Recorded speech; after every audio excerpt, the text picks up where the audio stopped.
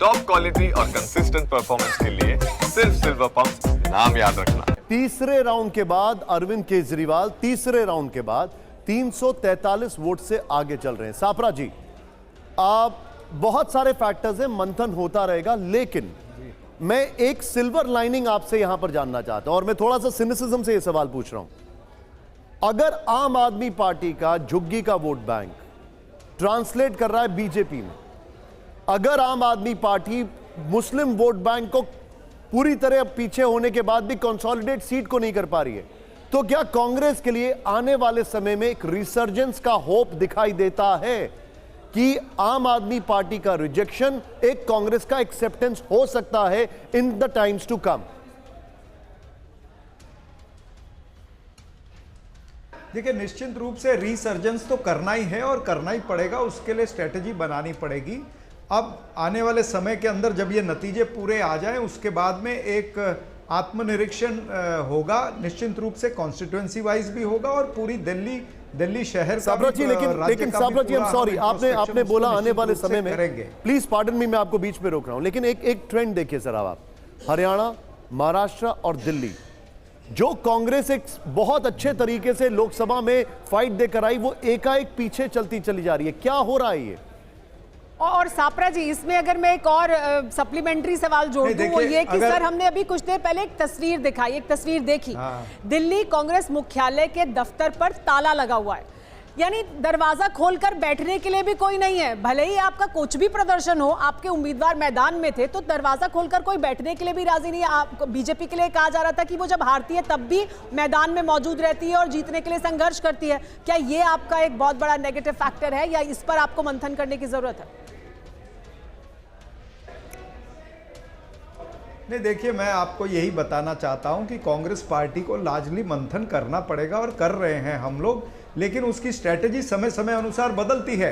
और जिस तरह से आपने अभी हरियाणा महाराष्ट्र को जोड़ना चाहा साथ में, at a face of it आप जोड़ सकते हैं, लेकिन हरियाणा की परिस्थितियां जो थी वो अलग थी, महाराष्ट्र के परिस्थितियां अलग थी, और दोनों के उसमें हमने जिस तरह से जनता के सामने लाया है कि लेवल प्लेइंग फील्ड नहीं था। और महाराष्ट्र के अंदर कल ही श्री राहुल गांधी जी ने जो प्रेस कॉन्फ्रेंस ली, और उसके पहले भी हम समय समय पर ये सवाल उठाते आए कि महाराष्ट्र का चुनाव जो है, जिसमें वोटर एडिशन और डिलीशन एक बहुत बड़ा मसला रहा है, हमने तो आंकड़े भी पेश किए, हमने तो कॉन्स्टिट्यूएंसी वाइज इलेक्शन कमीशन से सवाल पूछे हैं, लेकिन हमें इलेक्शन कमीशन का सॉरी, मैं आपको बीच में रोक रहा हूं, बड़ी खबर आ रही है, कालका जी से एक बार फिर से आतिशी पीछे हो गई है। पार्डन मी सापरा जी, बड़ी खबर, कालका जी से आतिशी पीछे, पटपरगंज में बीजेपी आगे आ गई है, पटपरगंज में बीजेपी आगे, और ये कलर्स ऑफ विक्ट्री आपके सामने है।